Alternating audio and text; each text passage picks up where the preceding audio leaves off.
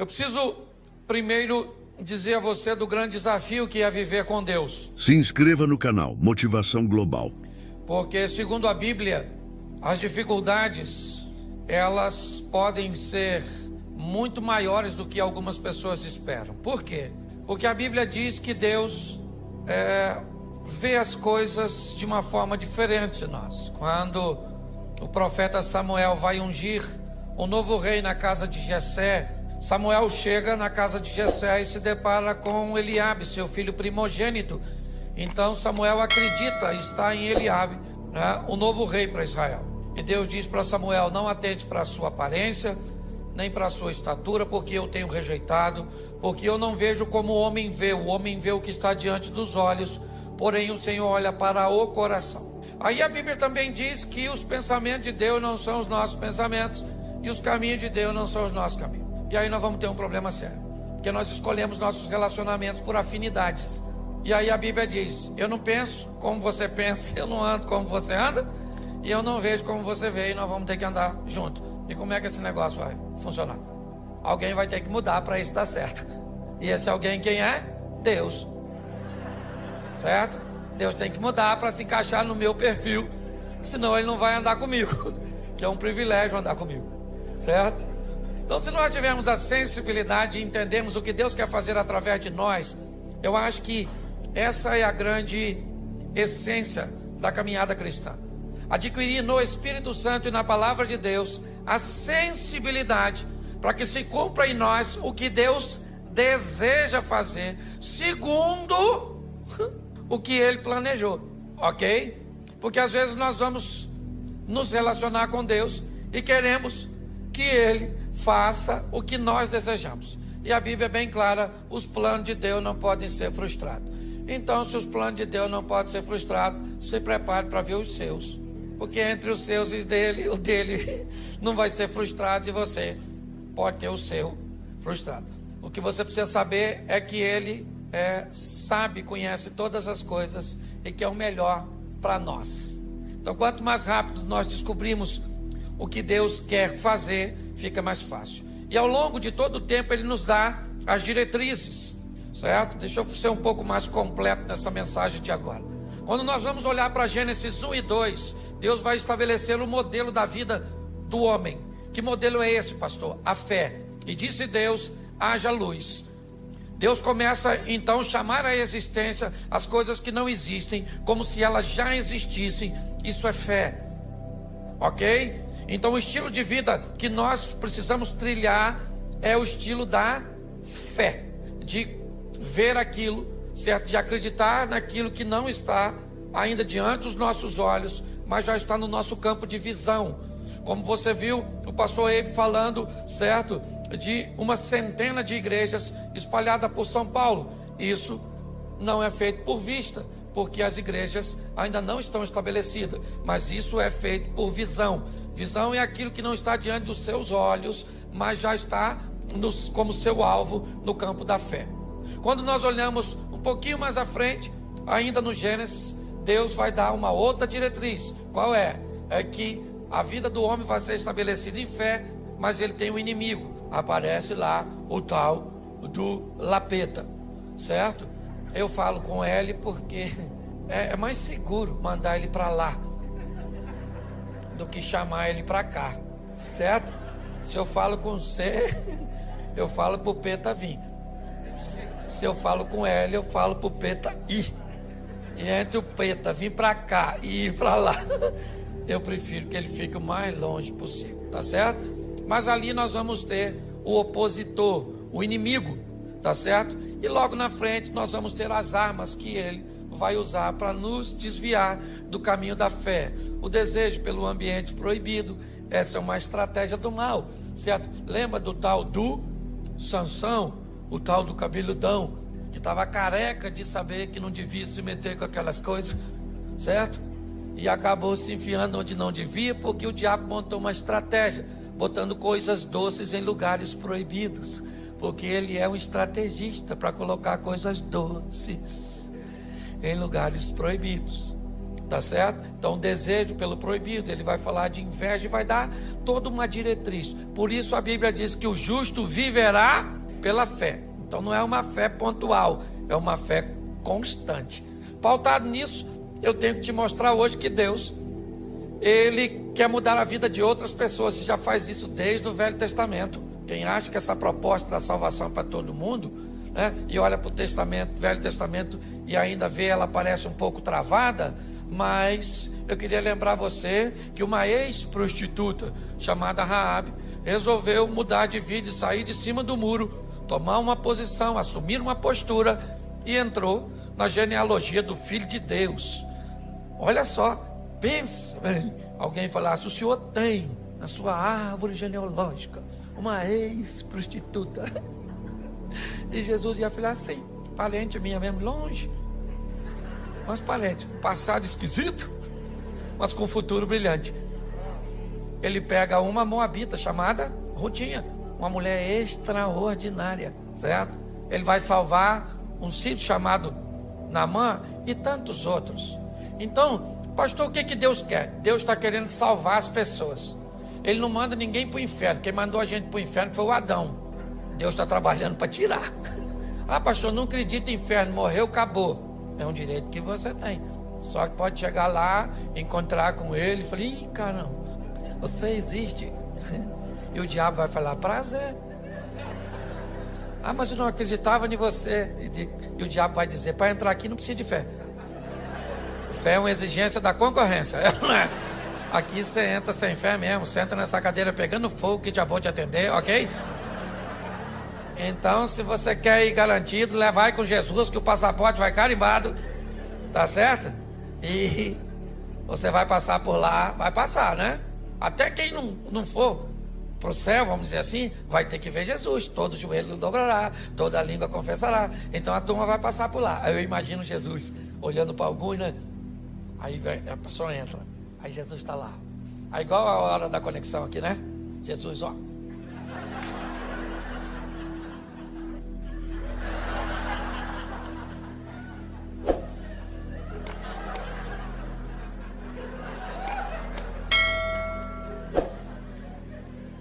Você está rindo, mas é sério. E muito mais do que salvar você, é isso que eu quero mostrar. Jesus quer usar você para salvar outras pessoas. Amém?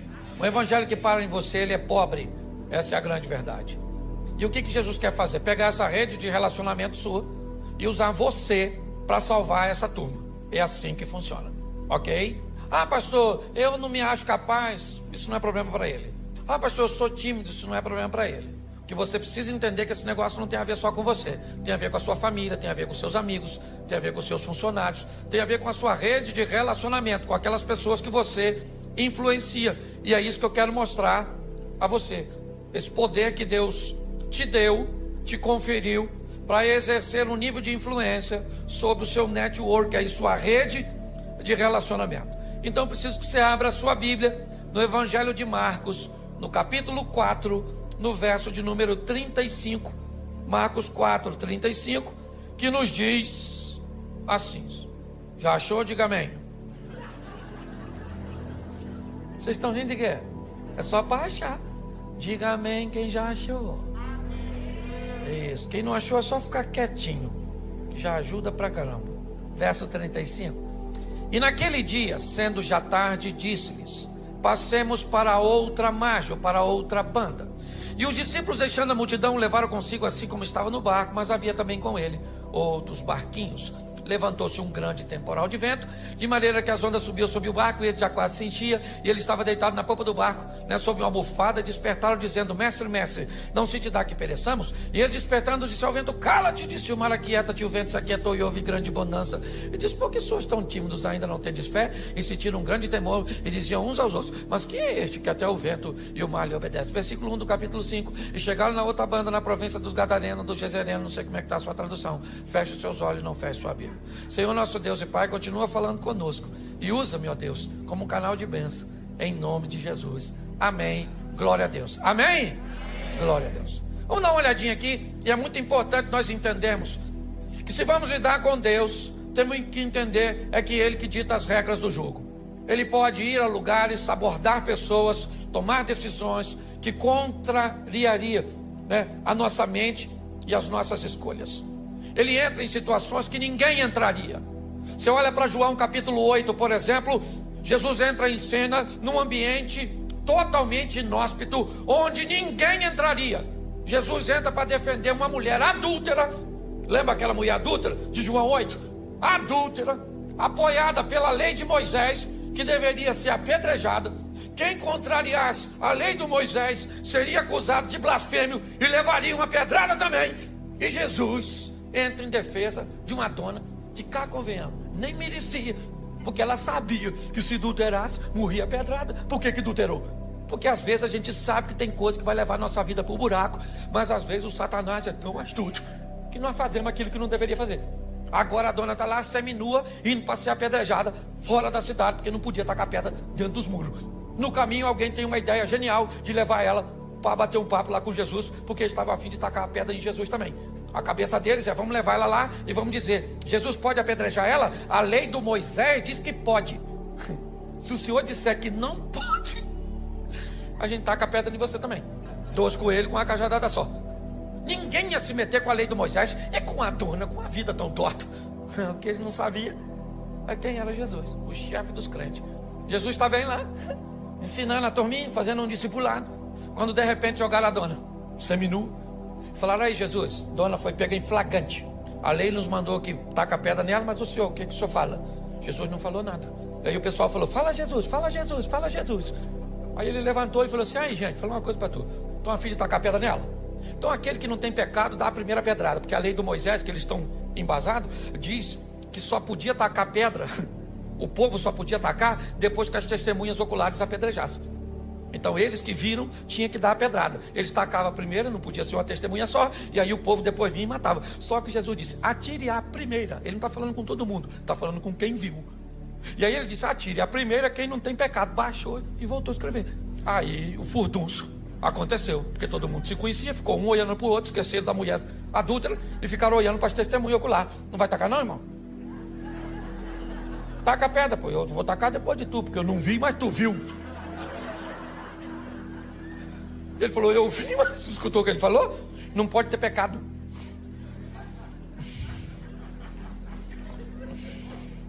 Nem sei o que eu vim dessa pedra aqui, nem sei.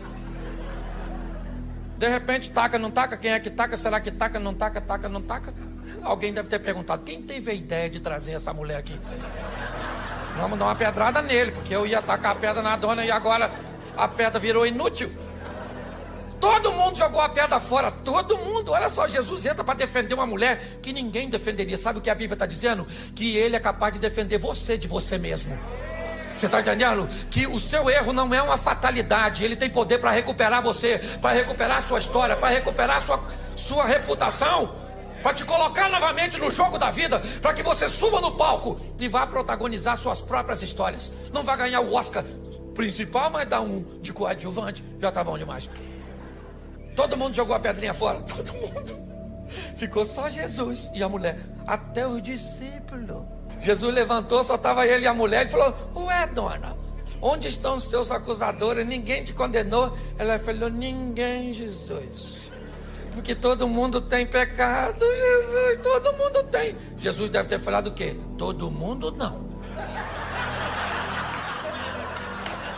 Todo mundo não, que tem alguém aqui que tem moral para apedrejar você. Moral para te apedrejar eu tenho. Eu só quero te dar mais uma chance. É isso aí. Glória a Deus. Então Deus está querendo usar você para mudar a história das pessoas que estão ao seu redor. O texto que lemos diz que já era tarde quando Jesus disse que quer ir para o lado leste do mar da Galileia. As 10 cidades pagãs estão lá. O discípulo não costumava frequentar aquele lugar, porque era crente, e crente tem uma dificuldade para lidar com o pecador. Se não seguir o modelo, se não tiver na caixinha, certo? Esse dia minha esposa falou assim: Cláudio, a igreja está meio bagunçada. Eu falei: tá bagunçada? Por quê, querido? Você viu uma menina com cabelo azul, vermelho? Eu falei: ué, filho, seu cabelo é louro? Ela falou: claro que não. Falei, então, você não pintou de louro, amarelo? Então de amarelo pode pintar, de azul. Aí ela ficou quieta, né? Jogou a pedra fora. Se não cumprir o protocolo, os crentes costumam se atrapalhar. Os discípulos não estão entendendo o que Jesus quer fazer no meio de pecador. O que ele quer fazer do outro lado? Já era tarde, já estava escurecendo, o discípulo já estava cansado. Marcos utiliza um advérbio de tempo, e sendo já tarde, Jesus falou, eu quero ir do outro lado. Fazer o quê? Mas o que é? Tem um pequeno grupo? Tem nada, eu estou a fim de dar um pulinho lá do outro lado. Vamos embora. Botou a turma dentro do barco e foi. Ele e os discípulos, que não estavam entendendo nada, porque às vezes é assim. Você tem que entender que com Jesus, ou você obedece, ou você se lasca. Você quer ver? Tem dois soldados aqui em pé. De repente, um comandante diz assim, no chão! Aquele que obedece, se joga no chão. Tem aquele outro que diz, no chão por quê? Está acontecendo alguma coisa. Já morreu, o tiro já bateu nele, já pegou. Com Deus, querido, você obedece primeiro e pergunta depois. É assim que funciona. Botou todo mundo e falou assim, vamos para o outro lado, passemos para a outra margem. E ele foi dormir. Por quê? Porque ele já falou, o papel dele ele já fez. Gente, passemos. Vou deitar aqui, vocês passam e passemos, porque eu estou junto. Já falei, passemos, vocês trabalham e levam o barco e vão para o outro lado. E quem é que vem? Tempestade. Deixa eu falar uma coisa para tu que é crente. Pensa num troço com fartura na vida do crente. Tempestade. Pensa, mal sai uma, já entra outra. Ela já vem assim em sequência. Pastor, que luta. Sabe, esse dia uma irmã dessas irmãs muito pentecostal assim mesmo, olhou para mim com aqueles olhos de raio-x. E falei, nossa, o que vem aí? Aí lá vem ela na minha direção. Me olhou com aquele olhar que queria me botar medo. Falou, pastor Cláudio, o diabo está furioso com o senhor. Eu falei, irmã, bota medo de mim não. Está furioso com a senhora também, não vem de palhaçada não, na verdade. Então deixa eu falar, todo mundo enfrenta dificuldade, sim ou não? Sim ou não? Então, querido, tenha medo da tempestade não, deixa ela vir. Cristo disse assim, ó, eu venci, vocês vão vencer também. Então não tenha medo do que vai encontrar no percurso. Você tem que ter força para lutar. Para com essas palhaçadas de, acabou. Pastor, me desiludi com meu namorado, não quero mais saber de homem. Homem é tudo igual. A senhora nem conhece os homens tudo do mundo, já está falando que é tudo igual. Então a senhora está muito rodada, entendeu? Mas não, o que é? Um trauma faz com que pessoas interrompam a sua caminhada. Querida, a vida é dura para quem é mole. Certo? Os discípulos estão lá enfrentando problema, o que nós vamos fazer do outro lado? E Jesus está lá dormindo. Quando de repente, alguém vai lá nele e diz, Jesus, acorda aí. Fala com ele para o senhor, nós vamos morrer afogados. O negócio de ir para o outro lado não vai rolar. Jesus levantou, ficou em pé, falou para o vento, cala a boca agora, vento, cala a boca aí. Ô mar, eu não quero nem marola, é piscina. Agora. Aí ficaram olhando um para cada outro. Falou, quem é esse que até o vento e o mar lhe obedecem? Os discípulos estão querendo saber o que é que eles vão fazer do outro lado. E o que Jesus quer? Alcançar uma influência. Jesus quer alguém para fazer propaganda dele. Porque propaganda é a alma do negócio, gente. Você lembra quando o reino de Ezequias está cercado pelo rei Senaqueribe, filho de Tiglade? E agora não tem rota de fuga, aquela situação toda. E aí o Ezequias chama o profeta Isaías e diz, Isaías, vamos falar com Deus aqui, meu filho, que a chapa está quente. O negócio está doido. Certo? Está igual ao Rio de Janeiro. O negócio está difícil. Vamos orar. E aí eles falam com Deus, Senhor, olha aí o Senaqueribe ameaçando o Senhor, ameaçando eu. Deus envia um anjo. Quantos anjos? Quantos anjos? Um só. Deus falou, um anjo, dá um pulinho lá e resolve a parada, mata só valente, não mata covarde não. Aí o anjo fazia assim, ó, quem enfrentava morria, quem corria salvava. Por quê que o anjo não matou covarde? Porque se mata todo mundo, quem é que conta para os outros? Os anjos, os covardes saíam correndo nas nações vizinhas, chegava lá assim, ó.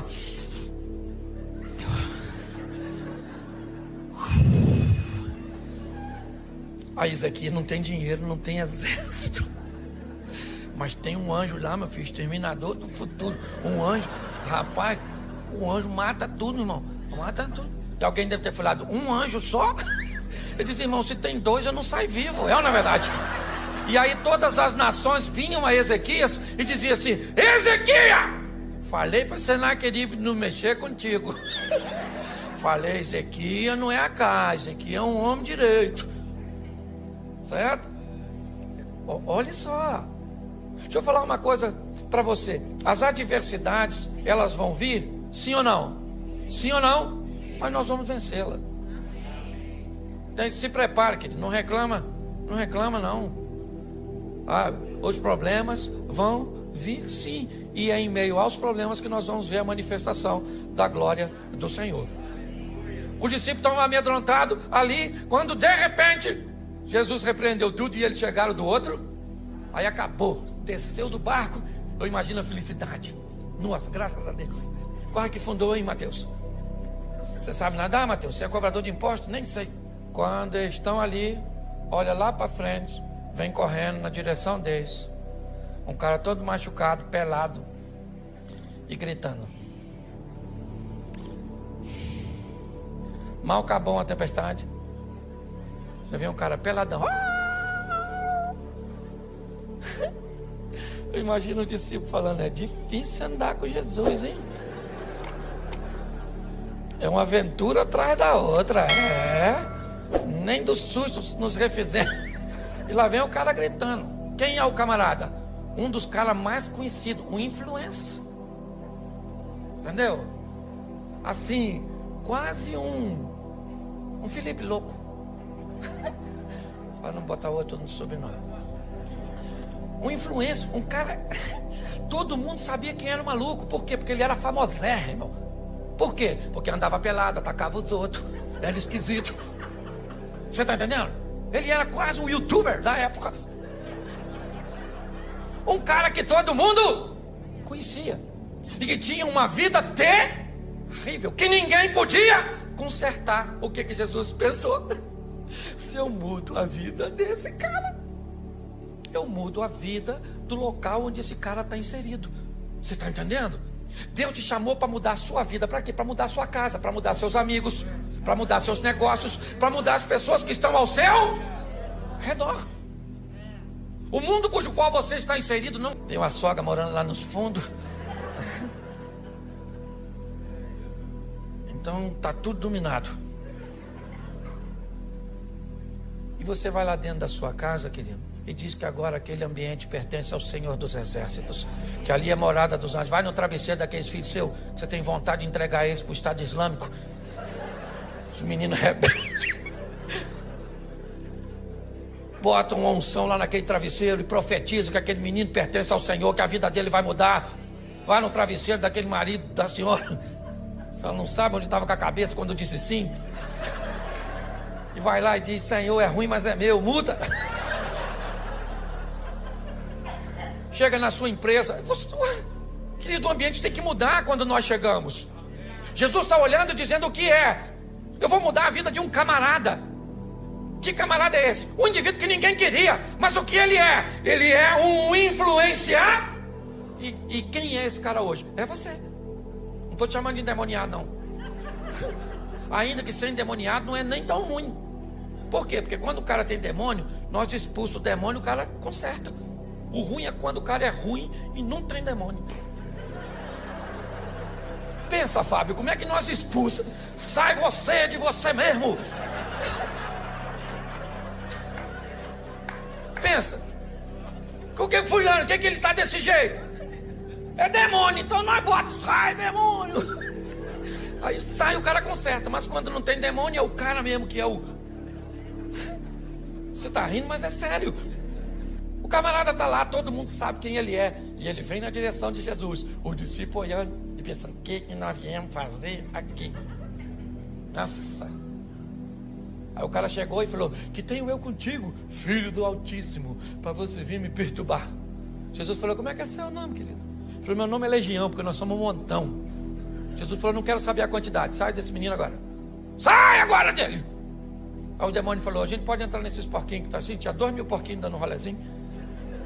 Aí Jesus falou, nos porquinhos pode, é só sair dele. Aí os demônios saíram e entraram nos porquinhos e jogaram os porquinhos do precipício. Os porquinhos morreram tudo. Aí quem chegou na cena? Quem cuidava dos porquinhos. E falou: vocês viram os porquinhos que estavam por aí, aqui assim? Tinha uns porquinhos aqui agora. Alguém falou assim, ó: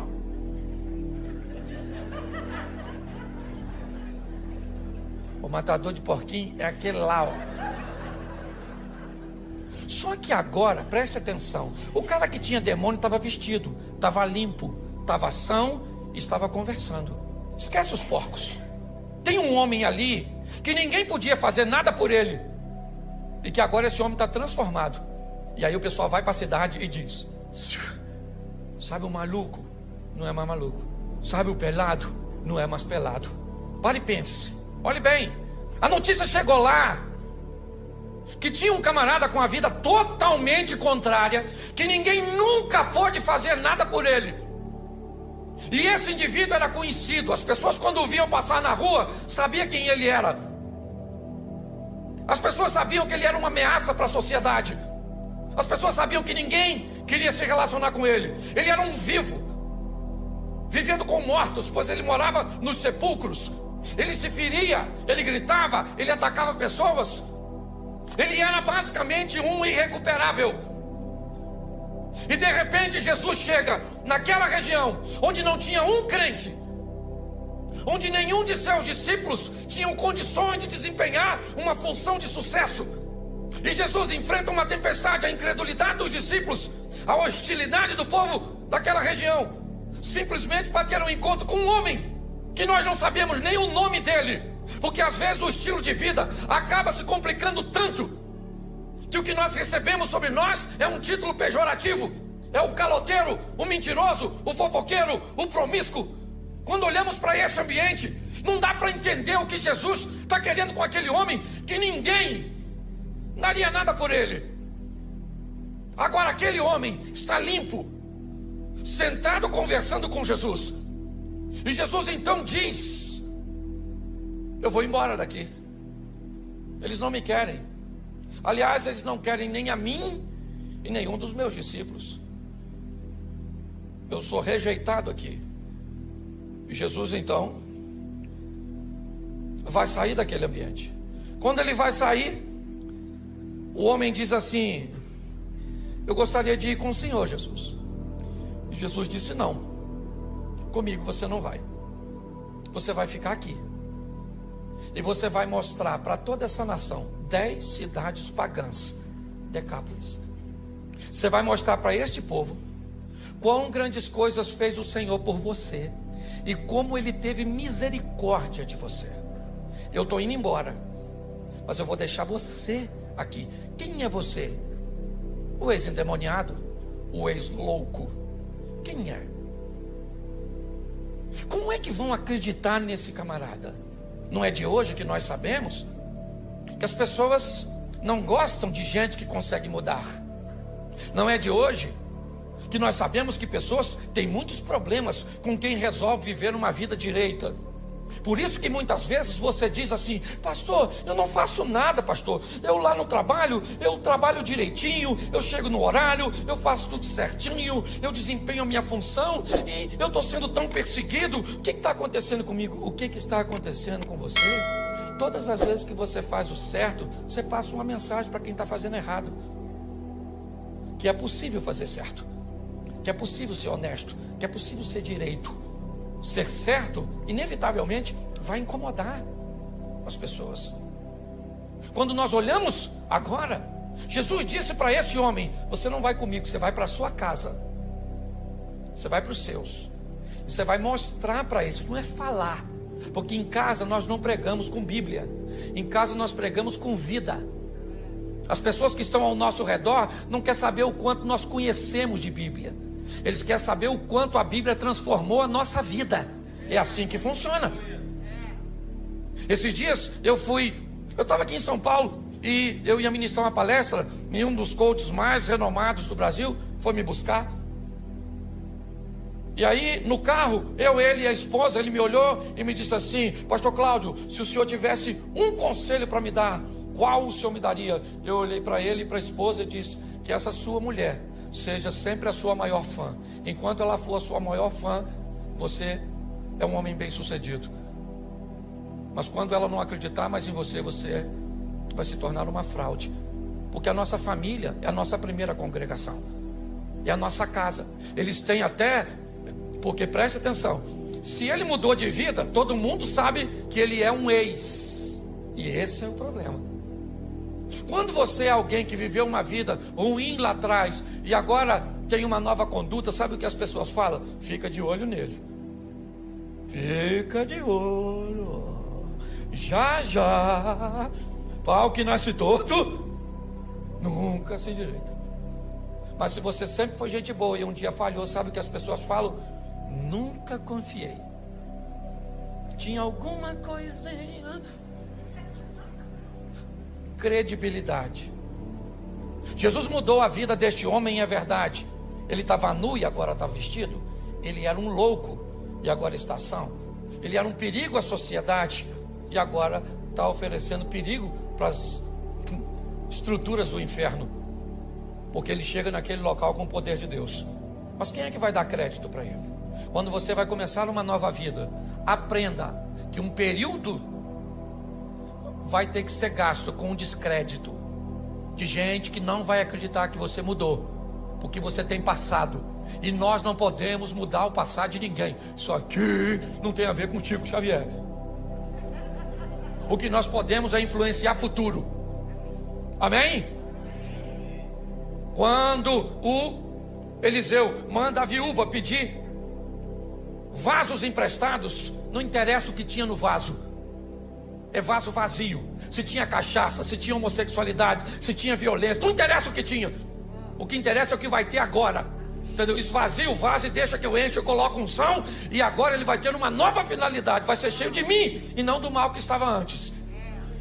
Então Jesus olha para esse indivíduo e vai devolver a ele. Quem aqui jogou boleba de gude quando era aquelas bolinhas de gude? Nossa, legal. Você lembra quando você perdia tudo? O que você tinha que fazer? Sair da brincadeira, não era? Mas aí você tinha um amigo que te emprestava umas 3 bolinhas, e com essas 3 você voltava para o jogo. Jesus está dizendo para você hoje: você jogou seu crédito fora, sua credibilidade no seu casamento, para com seus pais, para com seus filhos, para com o comércio, para com a vida cristã, você jogou fora. Mas hoje eu vou devolver você ao jogo. Eu vou colocar crédito para que você possa ingressar novamente e mudar seu futuro. Você está conseguindo entender? Nós precisamos entender isso. E a maturidade. Esse homem, ele vai reconstruir a sua credibilidade. Imagine ele chegando em casa depois que encontrou com Jesus e o pessoal falando: olha ele aí, quem é? Nossa, confusão. E ele chega em casa, pensa: vestido, gente, tão bonitinho. Ele falando: bom dia, família. E o pessoal olha mesmo, grita de novo, arranca a roupa. Porque depois da credibilidade, o próximo passo, sabe qual é? A desconfiança. O pessoal fica olhando pra gente desconfiado, não fica? Mudou mesmo, mudou mesmo, mudou mesmo. Mudou nada. Quer tomar um negocinho, não? Hã? Hein? Mudou nada, mudou nada. Isso aí é fogo de palha. Já já está na vida antiga. Pois é, querido. É um grande desafio ter que lidar com essas situações, com desconfiança. Desconfiança. É assim. Isso faz parte da nossa reintrodução nesse jogo. Deixar esse velho homem para trás e tudo aquilo que todo mundo tem passado. Todo mundo tem passado. Todo mundo tem passado. E louvada seja Deus por isso. Ninguém aqui tem direito de falar do outro, tem? Fala. Ninguém aqui tem não, querido. É um grande desafio. Eu lembro, no começo, até fui falar com uma irmãzinha que foi falar comigo ali, como é que as pessoas desconfiavam no começo do meu ministério, por eu pregar desse jeito assim, extrovertido, fazendo os outros rir. Deu uma confusão no meio evangélico. Ah, esse pastor é um palhaço. Quem já escutou isso, levanta a mão por gentileza. Aí, tá vendo como é que me fere até hoje? Você é um animador de auditório, um palhaço, não tem conteúdo. Eu escutei tudo isso. Sabe o que eles falavam? Já está envolvido no escândalo.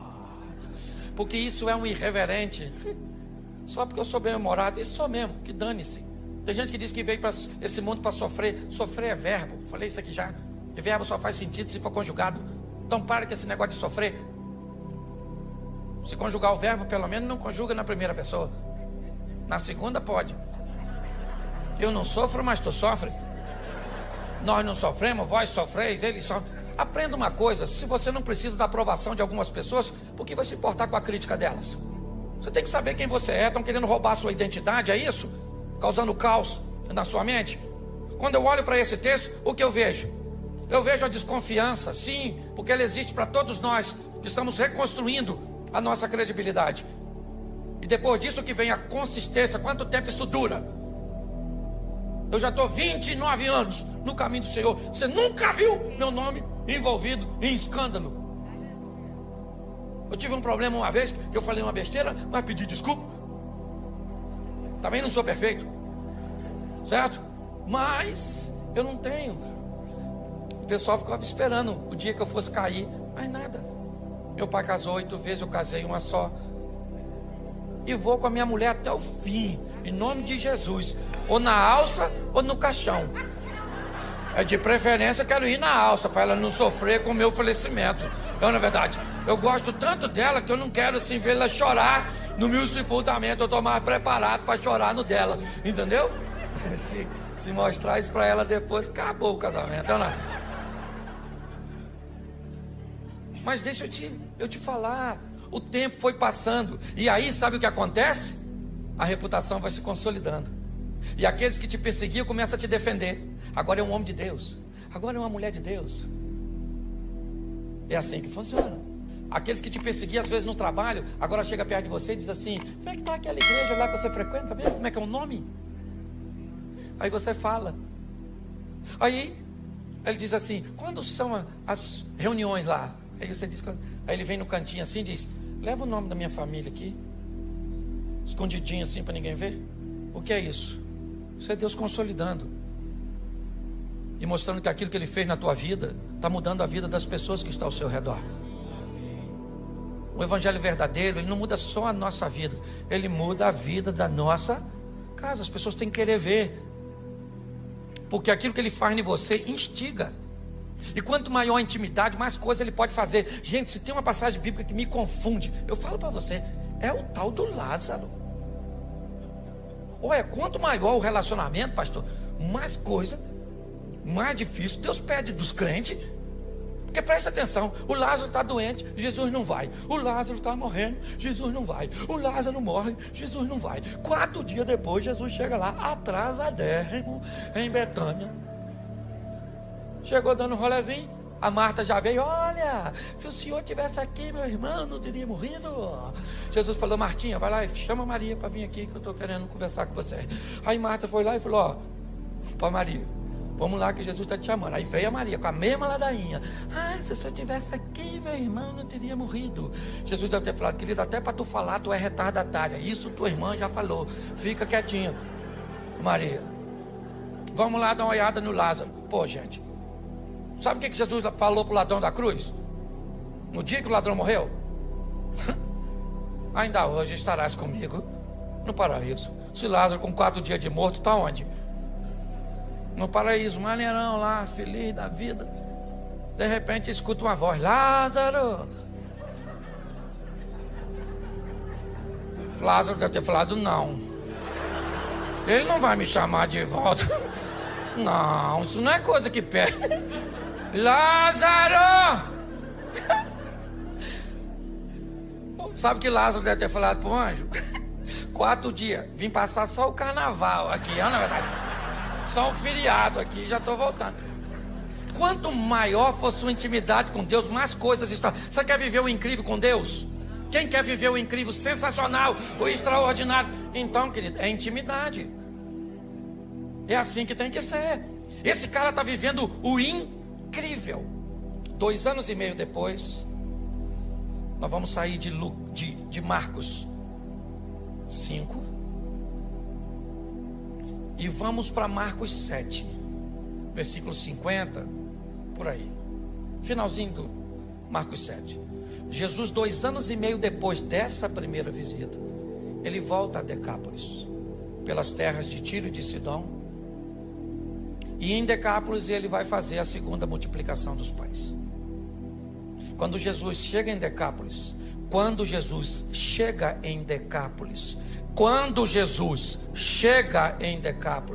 tem 4.000 homens, sem falar mulheres e crianças, para ouvi-lo. Pergunto eu para você, quem Jesus deixou em Decápolis para falar sobre ele e para mostrar sobre ele? Você consegue entender? Quem era Gadareno? Gadareno era um camarada que poderia ser usado por Jesus para mudar as pessoas que estavam ao seu redor. Cada um de nós temos o nosso grupo de influência. Se ele é grande, se ele é pequeno, isso não é o que está em questão. O que está em questão é que o ambiente que eu estou inserido, ele vai mudar. Por quê? Porque o Evangelho está em mim. E o Evangelho, ele traz mudança, ele traz transformação. É assim que funciona. Na vida eu preciso definir se eu sou termômetro ou se eu sou termostato. Um termômetro é um aparelho usado apenas para medir a temperatura do ambiente. Um termostato é um aparelho que diz a que temperatura o ambiente fica depois que ele chega. É muito importante nós entendermos isso. Nós estamos inseridos na nossa rede de relacionamento. Eu tenho a minha, você tem a sua. E provavelmente eu não sou capaz de transformar a sua, porque essa não é a minha função, essa é a sua função. O que precisamos é permitir que esse Evangelho mude a nossa vida, mude a nossa história. Porque o povo já está farto de palavras. O que o povo quer ver é mudanças.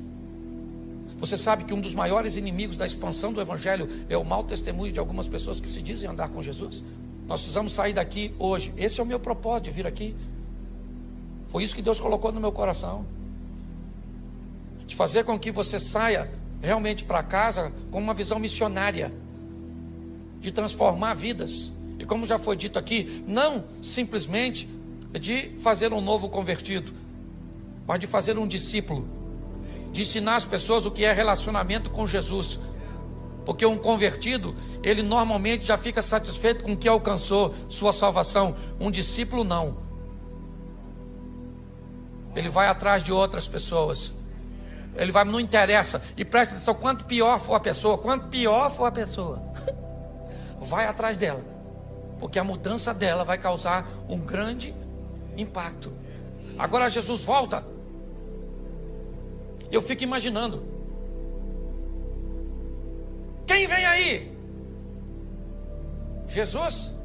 Não. Quem é que está chegando em Gadara? Por que nós devemos vê-lo? O que ele tem? Cara, o homem que está vindo aí, ele é o camarada que fez aquele indivíduo mudar de vida. Aquele cara que era famoso porque andava nu, atacando as pessoas, desequilibrado, ele mudou. Mas como ele mudou? Ele mudou porque Cristo mudou a vida dele. As pessoas estavam interessadas em ver Jesus e também olhar o indivíduo que outrora vivia nu. Se você lembrar da passagem de Lázaro, voltamos a ela. As pessoas vinham de longe para ver Jesus, mas para ver também Lázaro. E muitos queriam matar Lázaro de novo, porque as pessoas estavam acreditando em Jesus por causa de Lázaro. E Lázaro não estava nem aí. Só deve ter falado com Jesus. Se matar agora, por favor, me deixa quieto. Você consegue entender isso? Então hoje sabe o que acontece? Primeiro, nós estamos sofrendo porque as pessoas não nos aceitam. Porque isso, porque aquilo. Eu não estou nem aí. Vai para a internet ver o que as pessoas falam de mim. Esse dia disseram que eu sou o anticristo. O senhor prega desse jeito, o senhor deve ser o anticristo. E eu escrevi lá mesmo: se eu for o anticristo, você deve ser a besta.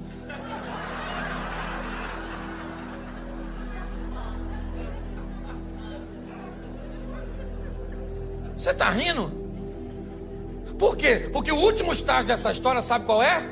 A inveja dos imutáveis. Quem não muda de vida, quem não vence. Aí tem que ficar dizendo. Aí olha para você que emagreceu 30 quilos. Nossa, emagreceu, hein? Mas acabou também. Tá velha, tá bagunçada. Porque tem gente que não gosta de ver as coisas acontecerem na sua vida. Aí você tem que decidir.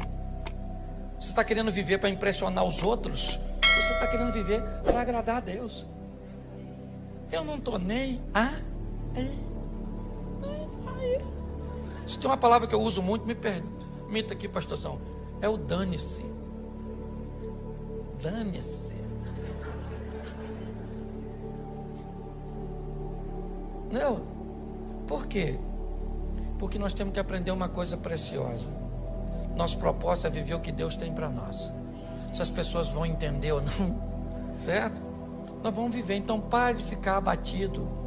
Descubra o que Deus quer fazer através de você na sua rede de relacionamento. É assim que funciona. E você vai ver que a sua vida vai ficar mais fácil. Quem imaginava que aquele indivíduo seria um evangelista tão poderoso? Ninguém. Se você estivesse lá, você o escolheria? Provavelmente não. Mas ele escolheu. E muito mais do que ter escolhido aquele homem, ele escolheu a mim e a você, acreditando que nós também podemos mudar o ambiente cujo qual nós estamos inseridos.